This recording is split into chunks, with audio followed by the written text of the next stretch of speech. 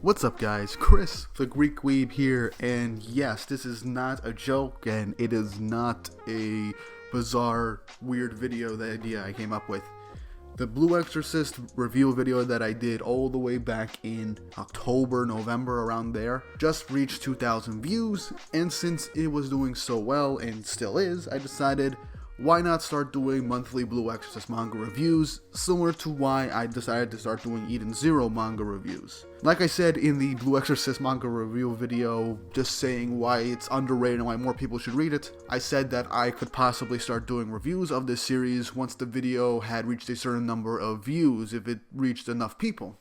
And I think it has reached a good amount of people to justify making monthly reviews for this series, because I do believe that Blue Exorcist has continued to be a really good manga, and I really want to express how much I enjoy reading this series and sharing my thoughts of it with all of you, and hopefully the rest of you who are subscribed and have never watched or read Blue Exorcist to give it a shot.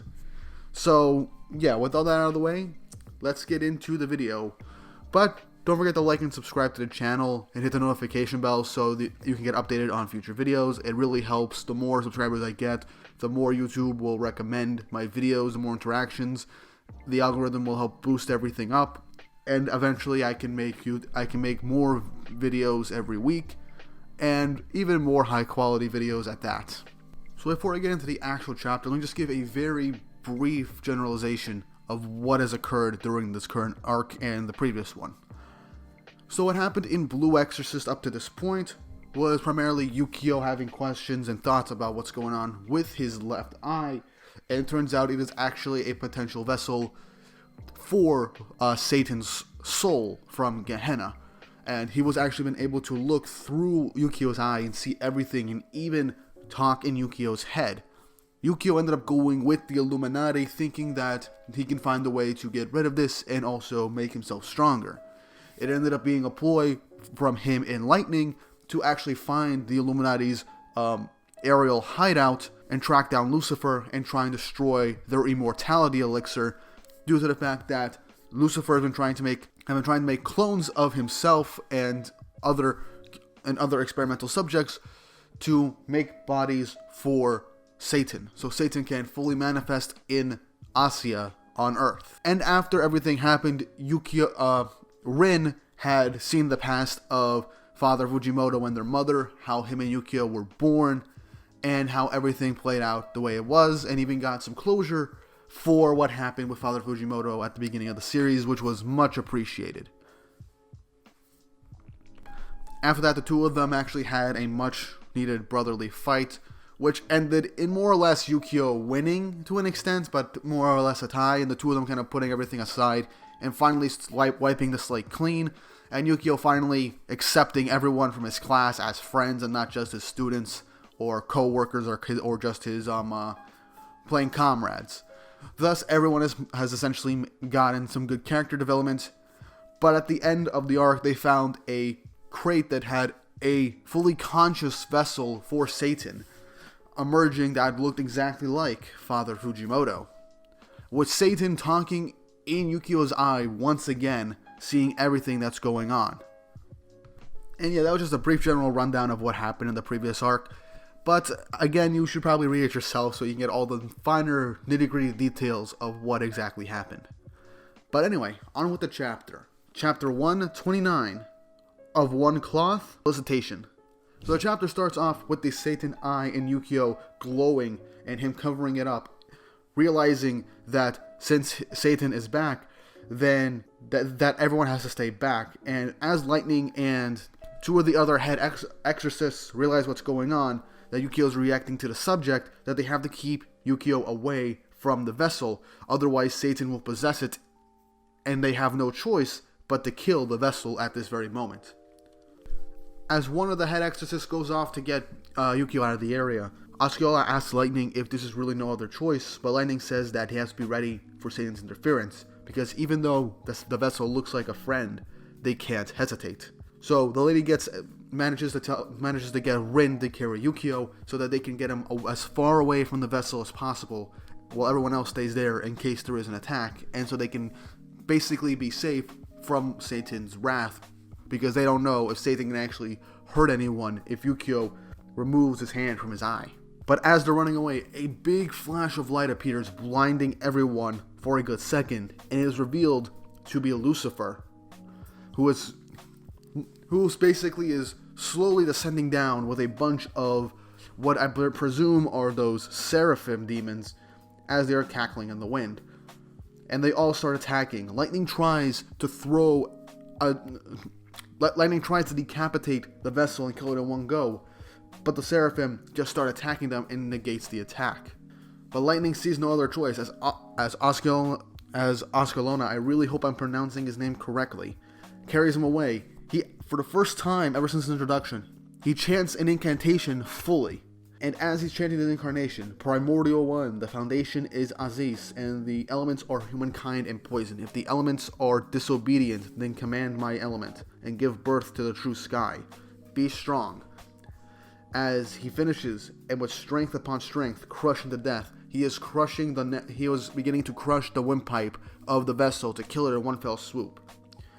And then as he's about to finish it, the seraphim gang up on Ascalon and Lewin and just stop his incantation, saving the vessel. Then, back where Rin and Yukio are, another one of the high-ranking demons that is with Lucifer appears and separates the head exorcist from Yukio and Rin, and then even manages to kidnap Yukio with what appears to be Earth Golem. And Rin realizes that his sword is broken, so he can't really use it right now, and his flames are still weak, so he can't really fight. The demon then creates even more Earth Golems as it surrounds the entire area where the exorcists in the vessels are. He then brings Yukio to Lucifer, as we then learn that her name is Iblis, and then Astaroth appears, along with Aegon, who was actually on the mobile fortress as it blew up, and Lucifer asks if he managed to get the elixir.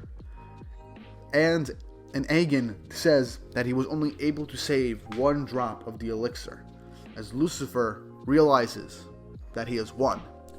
He collapses to the ground, coughing up blood as his vessel is beginning to deteriorate faster than it was before, but he instructs his right hand to secure the elixir so that they can strengthen it and dilute it and give it to the vessel. They then Then, as they're preparing the vessel, Yukio and Satan Yukio is thinking what's going to happen in his head. If the elixir is complete, he has to make sure that he doesn't look at it no matter what. Rin keeps trying to fight, as well as the other exorcists, and Satan is beginning to cackle in Yukio's head, saying that he has to look, and he knows that he must look, and he knows that.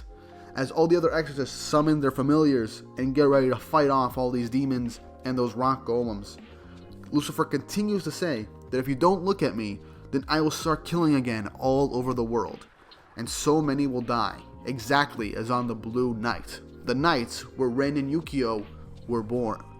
And if you don't remember, the Blue Night was essentially the night where Satan used all of his flames to try and find a body, but killed so many different people because they could not withstand his flames.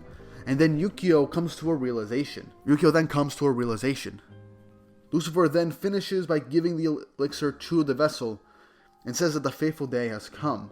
He offers the promised vessel to him, and that he seeks to be in the presence of the full power and glory of the Lord and supreme deity of all creation.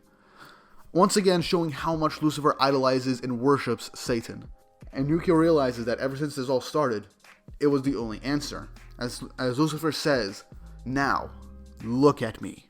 As Yukio removes his hand from his eye, the light shines from his eye, hitting the vessel square in the face. As now, Yukio collapses to the floor, and the presence of Satan is known.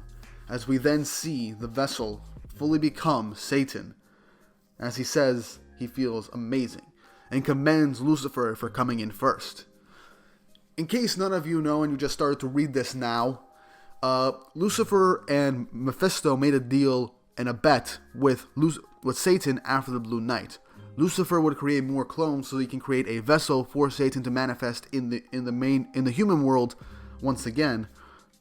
But Mephisto had a double-ployed plan.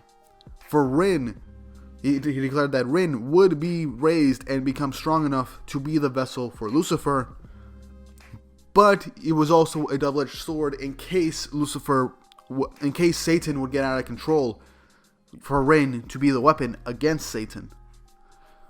But this was all one big bet between two brothers to see who can please their father first. And then Lucifer asks for a request, since he had won. Satan does say he then asks if he did make a promise, and says, "Very well, tell me what you want." And Lucifer says his one and only desire, to destroy Asia and create a world where demons thrive like human beings. Satan then says he's pleased, saying that he will crush Asia beneath his feet, and as he begins to move his fingers, the earth shakes and everything begins to change and morph, saying that with these hands he shall do everything according to his will, and that he is most pleased. Everyone is shocked, and we then see a brief glimpse of Yukio. Apparently what happened is that it looks like he lost his eye in that.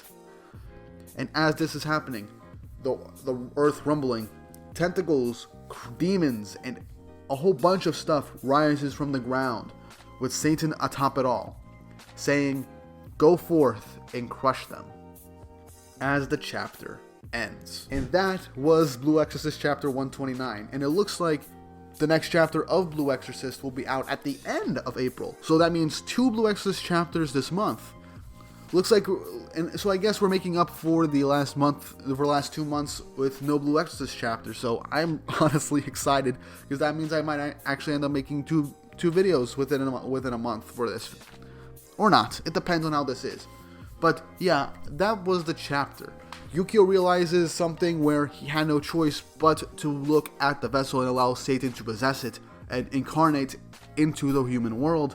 And now Lucifer begs him to basically destroy the world so that only the demons can thrive. And now all the exorcists, seemingly all the head exorcists and senior exorcists, along with the rest of the esquires and Rin and Yukio, are stuck there with Satan's return. Now, I don't think this is the end of Blue Exorcist. There was no announcement saying that this is the final arc. This could be the lead up to the final arc. Now that Satan, the end goal villain, the overarching villain of the entire story, has finally been incarnated into the human world. Now, there's a bunch of things that could go on with what Yukio has realized. One thing, it could be that with the way that vessel is, he could realize that Satan might be stuck in that vessel, because if it is in fact immortal, if it has that immortality elixir and it cannot die, perhaps they can find a way to use Rin's powers. This is my theory. They can use Rin's flames to potentially kill Satan and Satan's soul, and not the vessel, or find a way for Rin or some other exorcist or some other way to sap Satan of his powers and maybe lock him away for eternity or something like that, or create some kind of seal, because now Satan is out. He is at full strength, and it's seemingly going to be the end of the world, because previously we know that a gate to Gehenna has been opened a couple of arcs ago, and now demons are flooding into the world, and now average everyday people are beginning to see them, causing a lot more trouble and disasters than there originally were. And now it's Satan back, things are going to crank up to 11. So there's no telling how this is going to play out.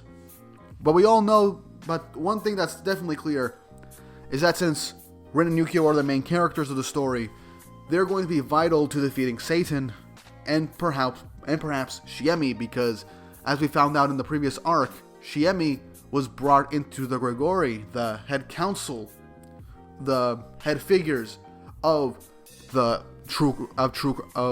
Knights of the True Cross, so she could play a much vital role in this story. So we need to find out. There's so many unknown variables, and I'm excited to see where the story goes next, because this just keeps getting better. But yeah, that's really all I can really come up with at the moment. It might take a couple more rereads of the last couple of chapters in this one to figure out what Yukio is really planning, or what he realized when he gave in and let Satan possess the vessel. But yeah, I hope you guys enjoyed this Blue Exorcist chapter review. Look forward to more of these every single month.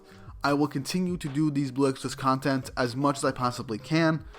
And who knows, maybe I'll make my own Blue Exorcist videos on the side if they get popular enough. Don't forget to like and subscribe to the channel once again. Hit the notification bell. It really, really helps.